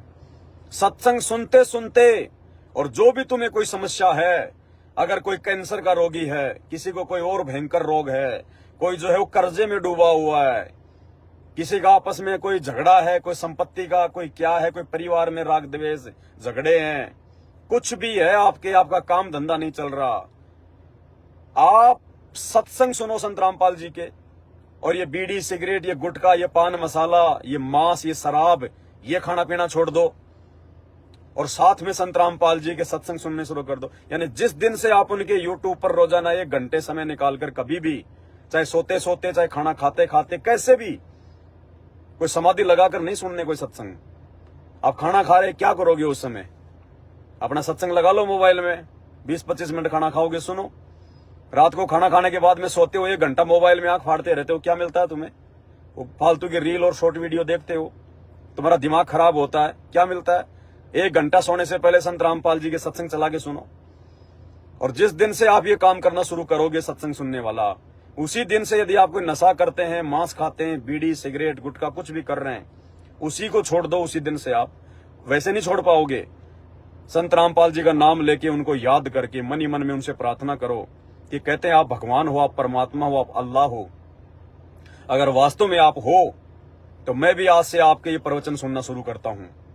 नियम बनाता हूं, मैं दिन में 1 या 2 घंटे, जैसा भी मुझे समय मिलेगा, या मैं निकालूंगा समय, और मैं आपके सत्संग सुनूंगा, और देखता हूं अगर आप भगवान हो तो आप मेरी ये गंदी आदतें आप छुड़वाते हो या नहीं छुड़वाते हो। भाई और बहनों, बीड़ी पीने वाले को बीड़ी की धुआं से नफरत हो जाएगी, धुआं से नफरत। शराब पीने वाले को शराब पीने वालों से नफरत हो जाएगी। मांस खाने वाले को मांस जो काटते हैं उनसे नफरत हो जाएगी। इतनी दया भर देगा परमात्मा आपके अंदर। ये समर्थ है, इसके वचन में शक्ति है। आप इनके सत्संग सुनना तो शुरू करो एक बार। अरे मानस तो बनाओ एक बार। अरे दिल्ली जाना है और खाट से उठ नहीं रहे तो दिल्ली कभी जिंदगी में नहीं पहुंच पाओगे। थोड़ी हिम्मत करो, 2 कदम आगे बढ़ाओ तो रास्ता भी छोटा पड़ेगा। तो प्रार्थना कर सकते हैं, विनती कर सकते हैं, हम तो करते रहेंगे भाई। हमारा तो काम ही है, और दूसरा कोई काम ही नहीं है जिंदगी में। खुद समझना, खुद भक्ति करना, दूसरों को समझाना और भक्ति पे लगाना, बस हमारे जीवन का यही मकसद है। दूसरा कोई कोई जो है मकसद नहीं है। क्योंकि हम संत रामपाल जी के भगत, उनसे उपदेश प्राप्त करने के बाद आप लोगों की तरह किसी प्रकार की कोई टेंशन में नहीं रहते, किसी प्रकार की कोई लफड़ेबाजी में नहीं फंसते। हम बिल्कुल रोग मुक्त हैं, चिंता मुक्त हैं, हम कर्जा मुक्त हैं, हम टेंशन मुक्त हैं। हमें कोई टेंशन नहीं, कोई परवाह नहीं। हमें बैठा बैठा खिलाता भगवान, बैठा बैठा खिलाता है, बैठा बैठा। ये वो समर्थ भगवान है। जब तक हाथ पैर चले अपना काम धंधा करो, थोड़े में ज्यादा दे देगा, थोड़े में ज्यादा। और जिस दिन आपके हाथ पैर काम करना बंद कर दें, आपको बैठे बैठे खिलाएगा, बैठे बैठे। ये वो समर्थ परमात्मा है। और जो आत्मिक शांति, जो आत्म संतुष्टि, आपके मन में उठने वाले अध्यात्म को लेके जो सवाल, जो प्रश्न, जो आपको कीड़े की तरह खा रहे हैं, आपको काट रहे हैं, आपको बेचैन कर रहे हैं, आप ज्यादा नहीं 3 महीने उनके सत्संग सुन लो। सबसे पहले सुनो उनके द्वारा बताएगी वो सृष्टि रचना। यूट्यूब पर जाकर सर्च करो सृष्टि रचना संत रामपाल जी। आप सबसे पहले सृष्टि रचना सुनो, 1 बार सुनो, 2 बार सुनो। आपने कभी जिंदगी में वो सुनी नहीं है? वो अनसुनी सच्चाई है। आपका मन, ये शैतान, वो सुनने के बाद में कहेगा यार ये तो ऐसा लगता है जैसे कोई बनावटी कहानी है, अरे यार ये तो ऐसा ही है। लेकिन जब आपको सुनते चले जाओगे और साथ में अपने ही धर्मशास्त्र से प्रमाण देखते जाओगे, अरे यार, अरे ये जो बाबा रामपाल जी बता रहे हैं ये तो हमारे कुरान में लिखा हुआ है, ये तो गीता में लिखा हुआ है, ये तो वेदों में लिखा हुआ है, और हम तो इनको दिन रात वेद पढ़ते थे, कुरान पढ़ते थे, हमारे समझ में क्यों नहीं आई ये बात? तो भाई वो बुद्धि भी वो तत्वदर्शी संति खोलता है। ये नकली पाखंडी आचार्य शंकराचार्य, मुल्ला मौलवी पंडित काजी, इनसे बुद्धि नहीं खुलती। इनकी खुद की बुद्धि के जो है मतलब लोक लगे हुए हैं, इनकी खुद की बुद्धि के जो है वो लोक लगे हुए हैं। तो वो जो तत्वदर्शी संत होता है, स्वयं जो परमात्मा होता है, जो अल्लाह होता है, यदि कोई उस अल्लाह के मार्ग पर चलने का प्रयास करेगा तो अल्लाह उसके बंद दिमाग के लोक भी खोल देगा। तो प्रार्थना कर सकते हैं भाई और बहनों, विनती कर सकते हैं, इससे ज्यादा कुछ नहीं है। बाकी आपका भाग्य, आपका कर्म। परमात्मा कहते हैं सकल पदार्थ है जग, भाई सकल पदार्थ है जग माही, और भाग्य बिना नर पावत नाही। तो आपके भाग्य में अगर होगा परमात्मा, सुख अगर यदि आपके भाग्य में होगा तो आप सत्संग सुनोगे, ना चाहते हुए भी सुनोगे। और अगर आपकी किस्मत ही फूटी पड़ी है, आपकी किस्मत में ही यदि वो पत्थर भरे पड़े हैं, तो भाई अगले जन्म में गधा कुत्ता बनने से आपको कोई रोक नहीं सकता। इस जन्म में भी, आज भले ही आप कितने बड़े पैसे वाले हो, आप धनी हो, आपके पास में गाड़ी घोड़े हैं, लेकिन भाई आने वाले 3 से 4 वर्षों में अगर रोड पे ना आ जाओ, अगर रोड पे ना आ जाओ और हाथ में यदि आपके कटोरा ना आ जाए, तो इस पवन दास की इस वीडियो में कही गई बातों को बोल देना भाई। इन 4 वर्षों में पूरा मंजर चेंज हो जाएगा, पूरा मंजर। राई से पहाड़ और राई और पहाड़ से राई होने वाली है। परमात्मा धरती पर आया हुआ है, केवल उनकी मौज मचेगी जो भक्ति करेंगे, जो यथार्थ भक्ति करेंगे, जो सत्य भक्ति करेंगे, जो संत रामपाल जी के शरण में आकर भक्ति करेंगे, उनकी मौज मचेगी। और बाकी थल्ले थल्ले आएंगे, सारे थल्ले थल्ले। यदि अभी भी आपको अहंकार है, घमंड है, तो अपनी जिद पे अड़े रहना। और 4 साल के बाद में, आज फॉर्च्यूनर में चलने वाला, अगर हाथ में उसके भीख का कटोरा ना आ जाए तो कह देना। ऐसा समय आ रहा है आने वाले समय में। तो आज के वीडियो में केवल इतना ही। बाकी आप समझदार हैं, जैसा करोगे वैसा पाओगे, जितना गुड़ डालोगे उतना मीठा होगा, तो आप सब जानते हो भाई। और देख ही रहे हो हालात क्या हो रहे हैं, किस कदर गर्मी बढ़ रही है। दुबई में क्या हुआ, राजस्थान के बीकानेर में क्या हुआ है, राजनीति में क्या होने वाला है, देश में क्या होने वाला है, विश्व स्तर पर क्या चल रहा है, तरह तरह के अब आने वाले समय में वायरस वगैरह। अब ये बरसात का महीना आ रहा, फिर देखना कहाँ कहाँ बाढ़, भूकंप, बादल फटेंगे, क्या क्या होगा। तो क्या कुछ ना हो जाए, किसके साथ हो जाए, भरोसा है क्या? आप लोगों ने बैंकों वाले इंश्योरेंस तो बहुत करवा रखे हैं, लेकिन परमात्मा वाला इंश्योरेंस आप लोगों के पास में नहीं है। अरे परमात्मा वाला इंश्योरेंस नहीं है आपके पास में, इसलिए भाई आप चाहे कुछ भी हैं, कब आपके प्राण निकल जाएं, कहाँ मर जाओ, कहाँ एक्सीडेंट हो जाओ, कब क्या रोग हो जाए, कोई भरोसा नहीं है 1 सेकंड का आप लोगों का। भले आप लोग माचे माचे फिर रहे हो, फिरो, लेकिन आप लोगों का इंश्योरेंस सबका फेल है। ये इंश्योरेंस केवल सतगुरु रामपाल जी परमेश्वर जी के भक्तों ने करवा रखा है। जबरदस्त इंश्योरेंस है, और भगवान जिसका इंश्योरेंस कर दे तो काल और महाकाल की भी औकात नहीं है कि उसके भगत के डेथ इंश्योरेंस को तोड़ सके। तो आने वाले समय में देखना, यही है, कहीं मरने वाले नहीं है। हमें तो पक्का विश्वास है जिस दिन हम चाहेंगे उस दिन हम मरेंगे। आप लोगों की तरह एक्सीडेंट में, बीमारी से, हॉस्पिटल में, लड़ाई झगड़ों में नहीं मरते हम। है फिर भगत में जगत में क्या अंतर हुआ? फिर संत रामपाल जी की भक्ति करने का फायदा क्या? जिस दिन हम चाहेंगे, 100 साल के या 200 साल के या 250 साल के, हाँ जी, जिस दिन हम चाहेंगे उस दिन हमारा परमात्मा, हमारा गुरु हमें विमान में बैठा कर लेके जाएगा। हम तुम्हारी तरह नहीं मरेंगे। ओए मर गया बेटा, और बोला डॉक्टर ने, आए अरे मेरा पेट दुख गया, अरे कैंसर, अरे फलाना दिखना, जैसे बाबा लोग कर रहे हैं आजकल, ये प्रेमानंद जैसे। चाहे 500 साल जी लेना, लेकिन जब ये संत रामपाल जी का ज्ञान आप सुनने लगोगे तो आपको तो ये जीवन भी भारी लगने लगेगा। 500 साल तो बहुत दूर की बात है। और फिर भी यदि आप चाहते हो कि मैं 500 साल जीना चाहता हूं, तो ये संत रामपाल जी भगवान वो परम शक्ति है, आपको 500 साल भी यही रख देगा, आपको यहीं इनका वचन है, सत्संगों में बोल रखा है, साधु वचन पलटे नहीं चाहे पलट जाए ब्रह्मांड, साधु बोले सहज स्वभाव, साधु का बोला मिथ्या न जाए। बहुत सारी बातें हैं, बाकी आप उनके सत्संग सुनो। मेरा काम तो केवल इतना ही है, ये बातें बोल के कि मैं आपको उनके सत्संग सुनने के लिए थोड़ा सा जो है प्रेरित कर सकूं, आपका भला हो जाए, आपके परिवार का भला हो जाए।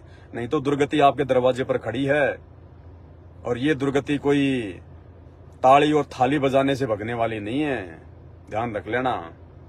तो आज के वीडियो में केवल इतना ही। बंदी छोड़ सतगुरु रामपाल जी परमेश्वर जी की जय हो।